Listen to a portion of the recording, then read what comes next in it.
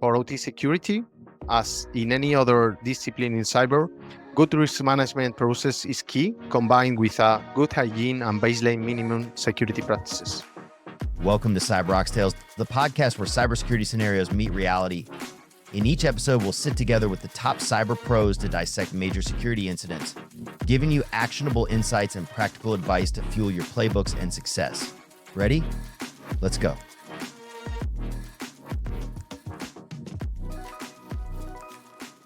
Hi, I'm Neatsun Ziv. I will be your host today at CyberOXTales. Today with me, we've got David. So David, why don't you tell the audience a bit about yourself? Hi, Neatsun, and hi, everyone. Thank you for having me here. This is David Corral. I am currently the Global Head of Cybersecurity Architecture for Repsol. Repsol is global multi-energy company, Spanish-based company, and with operations all over the world, 25,000 employees and many different business in the whole business value chain of the different forms of energy, from oil and gas to power stations to renewable energies, and now also very involved in the commercial business and electricity business and so on. I have been involved in cybersecurity for more than 16, 17 years. I don't remember very well, to be honest, and I have played different roles, first as a consultant and then in Repsol also as project manager and now global head of cybersecurity architecture, as I said before. I love technology, I love security, and I love to find the right balance to keep up and to keep the challenges and the speed that our businesses need in order to cope with the business complexity and the business revenue that we want to achieve, but at the same time trying to give the assurance to the different environments that they need in order to maintain a robust cybersecurity posture. Personally, I think that we are in a very exciting moment in terms of technology, in terms of cybersecurity, with great opportunities, and also with great challenges. And one of the favorite things that I try to do in order to maintain my mental stability as well is to practice several sports, spend time with my family, traveling, and so on. And open to discuss with you to have a dialogue around OT security. That is the thing that we are going to be speaking today. Yes, so OT security, definitely one of the most hottest topic out there. And I think that in order to start, just to explain how to communicate risks in OT, which is for me the exact mirror image of application security, because what's unique about OT is that a vendor created the OS and the application, wrapped it together, and then you've got a product that it's very hard to maintain. But let me just roll back for a second and ask you, what are the big challenges in OT security? I could say that now there are a lot. Maybe the first trigger that put us in a situation of having a clear need of defining a roadmap and a specific track for this OT security domain was the need that our businesses had in the past in order to communicate both worlds, the OT world, the OT environments with the IT environments, and be able to take decisions from all the data that were gathered in the OT environments. The traditionally weren't so connected, and that I would say that in 2013, 2014, we saw clearly that there was a need to connect. So there was a much more clear need of defining a cybersecurity framework on top of that, and be able to cope with the challenges that were starting to represent some threats that you get into when you get those worlds connected. Those worlds are very radically, I would say, different in the way that they have been created. So there are specific challenges that we had to address in the past. So can you give us an example, one specific risk that you had in mind when you communicated to your management? Yeah, sure. One of the key differentiators that there are between the two domains, I think that in the past, these OT environments were very proprietary, very isolated. So there was a need of security, obviously, but the probability of threat impacting those environments was really reduced with the interconnectivity that each time we are having more intensively. We have many different communication paths that you have to cover. That is one of the things that you have to address. The other thing is that culturally speaking are very different domains as well. The teams that were in charge of the OT environments were teams that were really focused in the production, in the safety, in the engineering, and in gaining both operational results with a high resilience in terms of these capabilities of maintaining the production up and running, and with environments that I said before were really proprietary without so much probability of getting impacted. So that is another thing that we had to take care as well. And these environments as well were evolving in terms of technology. So what at the beginning were very proprietary things, then they became very standardized or IT based operating systems, technologies on top of those. So the kind of threats that we were facing in the IT war were really similar to the kind of threats that we are facing now in the OT domains. So those are the three things that we needed to address with a specific program and with a specific communication. I think that one of the things that we learned throughout the years is that OT security is very different from IT security.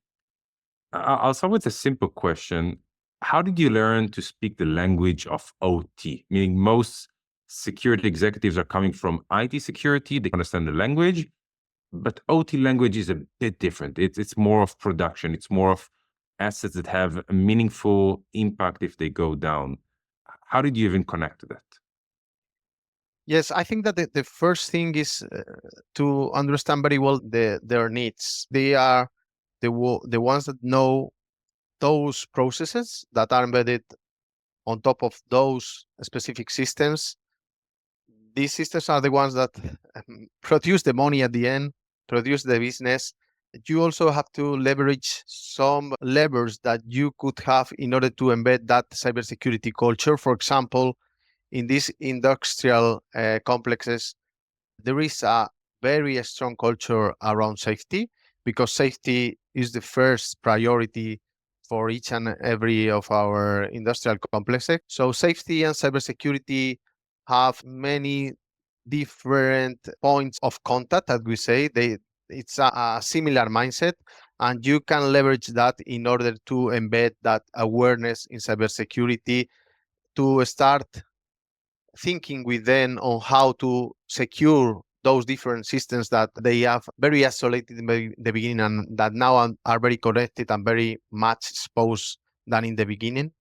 And at the end, you have to understand as well which are their top of mind strategies, which are the key indicators for them to succeed. For example, now in the energy transition that we are fully involved, and you have to put somewhat in their foots in order to understand the huge challenges that they have ahead in order to do successfully that energy transition.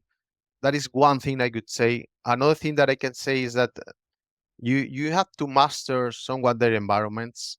You have to know which are the critical systems, which are the systems where the main processes of the industrial productions are based on, the crown jewels. You have to know the different levels that are in the architecture of their systems, their importance, the different importance that they have in their processes.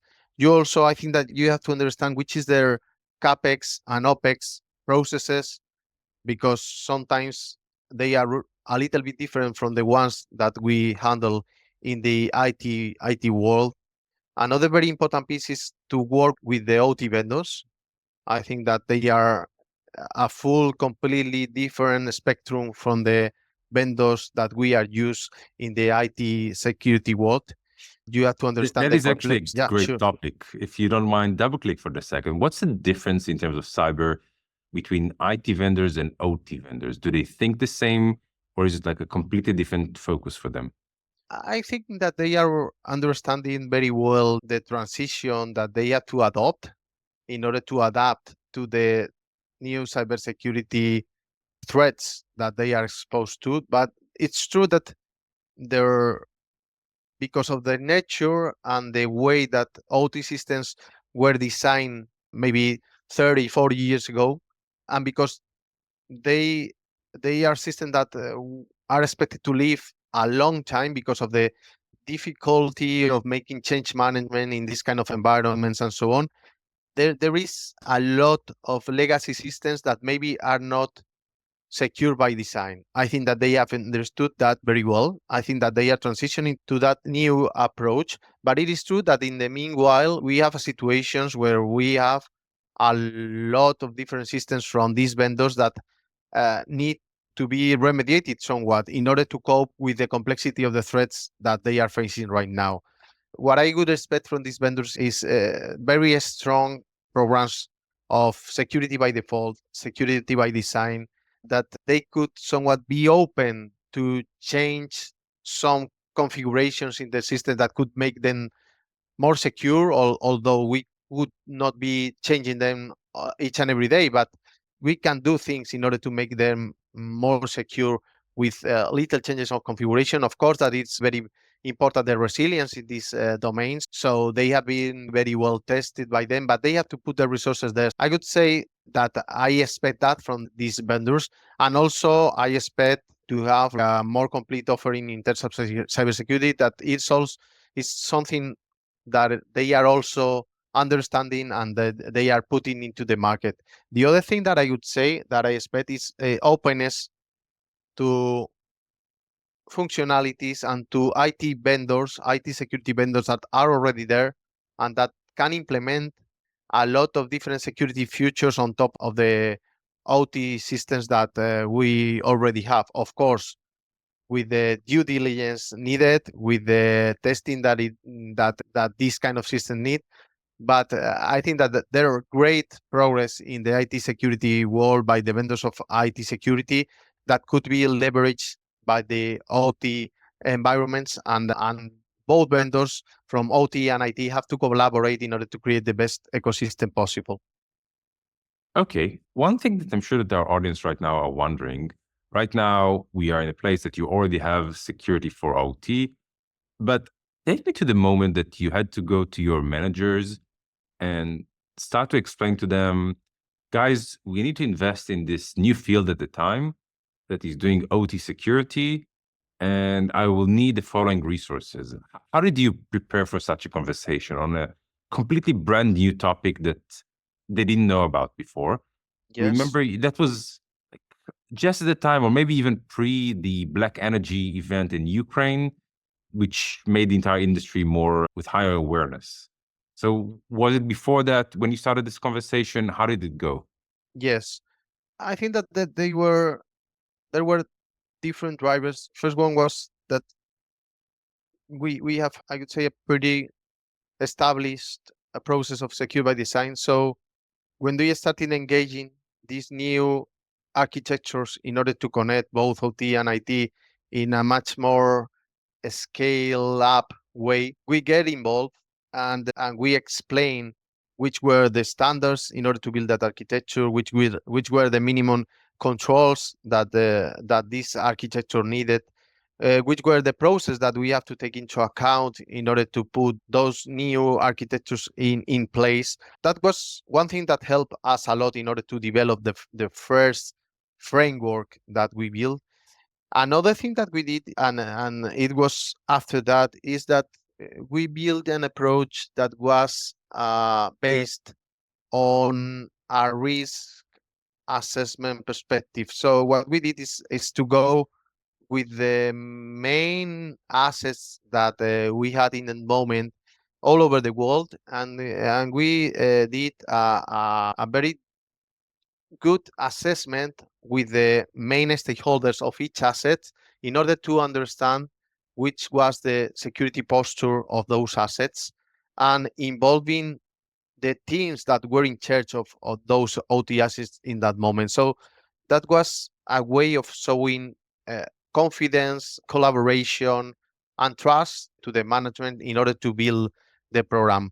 Of course, then after that, incidents that have happened, more interconnection that has been needed, cloud interconnection, and the threats that are increasing and that are leveraging all those communication paths between IT and OT, very usually getting a first foothold in the IT and then trying to get into the OT environment. That also helps a lot.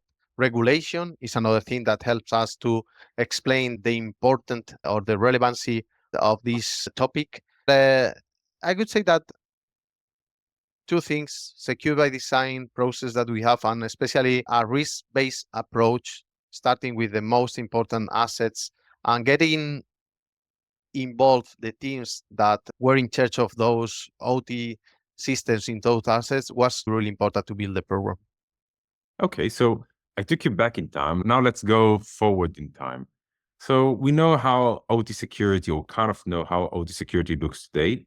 What do you expect it to look like in 5 or 10 years from today? Wow, that's a difficult one, but I would say that from the different analysis that we have done and what we are seeing in the attackers ecosystem, the techniques that they are using, and the money that is moving all of this, and not only the money, but also, as we are critical infrastructure, the mm, potential interest from state or other actors in causing any kind of disruption in our assets. I think that intensification of the threats is happening. That is clear. Geopolitics also plays a role there. Another thing is that I expect more convergence between IT, IoT, cloud, digital transformation, and OT. So that is it's going to be mixed, and it's gonna need more communication, more real time, more decision taking with data coming from the OT field. So adapting to that continuous evolution that our businesses are experiencing correlates a lot with the higher need of connectivity. I would expect as well more openness to IT protocols and stacks, higher adoption of cloud capabilities, and the increasing attack surface to defend. That is going to take us to an approach that needs maybe more detail in the OT environment, more detail in how we handle, for example, identity and access management in OT environment, remote access in OT environment, having a very high hygiene of all the configurations that the OT systems have right now, hardening practices. We will need a lot of more focus there, more resources in order to be able to understand more deeply which are those configurations, which are the teams that have to implement it, and to build much more strong relationships between the teams in order to get them done. So that is what I would expect, and hopefully we will be continuously preparing for that. So one last question that I just thought about. One of the things that I heard from a lot of people that have large OT estates is that sometimes you get to a state where you can't get a fix or an upgrade. And you just mentioned hygiene. So how do you deal with the fact that versus the IT world that you expect everything to have a patch down the road, in OT, it is not 100% of the cases that you have an OT upgrade or that you can even engage in such an upgrade without creating downtime? Yes, that's I would say, one of the most difficult challenges that you have, and one of the also key differentiators that you can see between the IT and OT world. When you face those kind of situations, I think that you have to go to the main principles of security. You have to try to reduce the attack surface as much as possible, and you have to try to reduce the privilege that the different users or machine identities or whatever can have over the system. So if you cannot fix potential misconfiguration, if you cannot put a patch because of the potential availability disruption that you can cause, and you need it, I think that the best way is to isolate to the minimum possible the communications that those systems have, the communication paths that they could have, understand very well which is the misconfiguration, the vulnerability, which are the threat vectors that could be exploited from them. And for that, you need huge collaborations from the OT teams. It's a matter of joint multidisciplinary team, the one that has to make aware of the potential exploitability of a vulnerability and also understand how the resources that you can have in these kind of systems can implement some kind of workaround in order to reduce the risk. David, that was amazing. Thank you very much for sharing all of your insights with our audience. Thank you very much.